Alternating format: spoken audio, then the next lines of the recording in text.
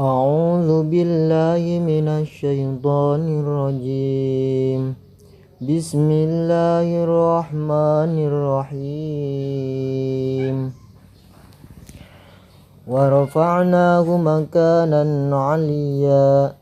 أولئك الذين أنعم الله عليهم من النبيين من ذرية آدم وممن حملنا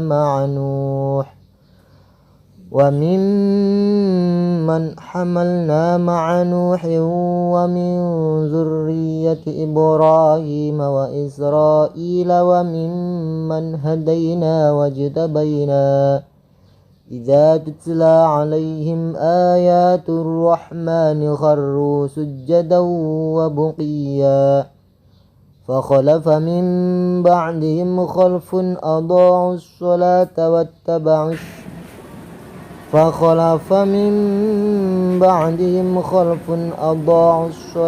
واتبعوا الشهوات فسوف يلقون غيا إلا من تاب وآمن وعمل صالحا فأولئك يدخلون الجنة ولا يظلمون شيئا.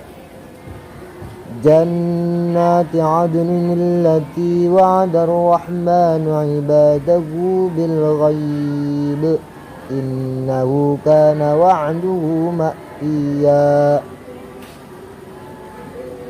لا يسمعون فيها لغوا إلا سلاما ولهم رزقهم فيها بكرة وعشيا. تلك الجنة التي نورث من عبادنا من كان تقيا. وما نتنزل إلا بأمر ربك له ما بين أيدينا وما خلفنا وما بين ذلك وما كان ربك نسيا.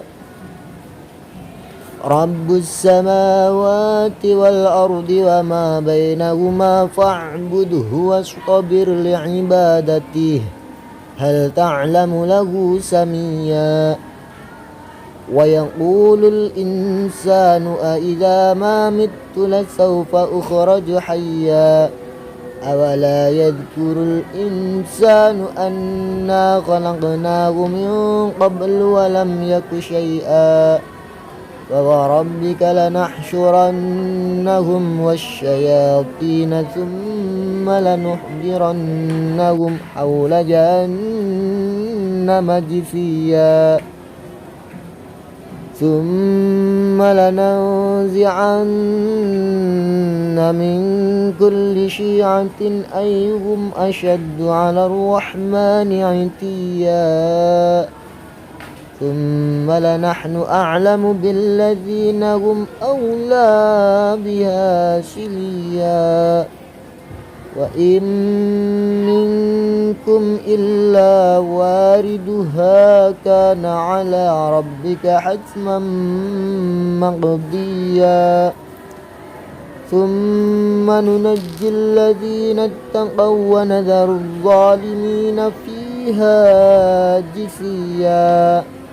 وإذا تتلى عليهم آياتنا بينات قال الذين كفروا للذين آمنوا أي الفريقين خير مقاما وأحسن نديا. وكم أهلكنا قبلهم من قرن هم أحسن أثاثا ورئيا.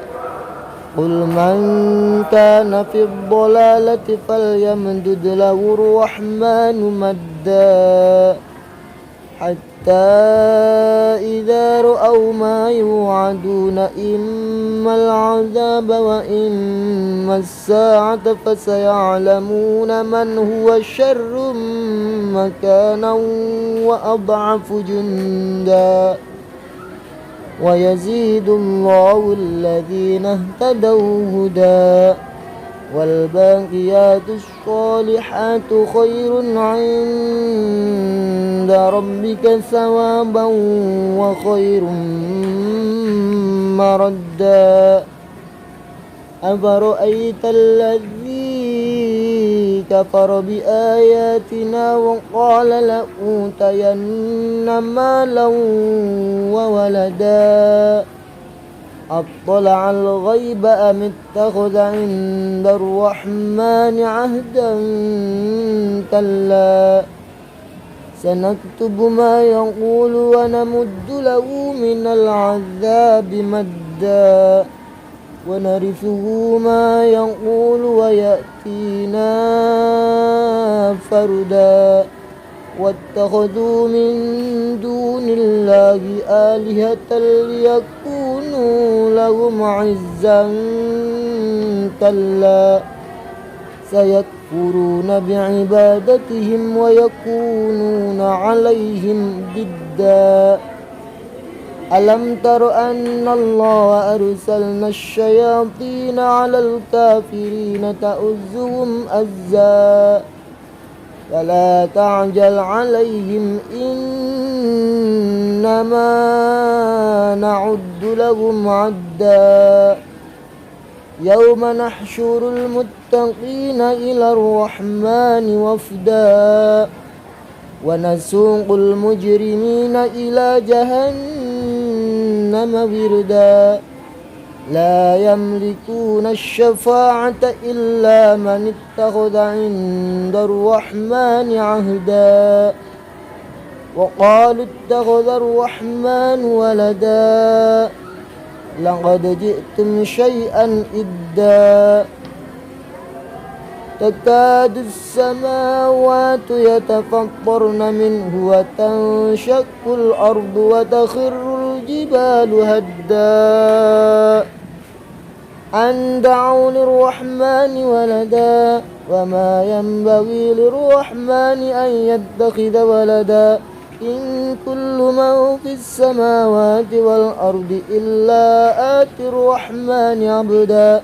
لقد أحصاهم وعدهم عدا وكلهم آتيه يوم القيامة فردا إن الذين آمنوا وعملوا الصالحات سيجعل لهم الرحمن ودا فإنما يسرناه بلسانك لتبشر به المتقين وتنذر به قوما لدا وكم أهلكنا قبلهم من قرن هل تحس منهم من أحد أو تسمع لهم ركزا صدق الله العظيم.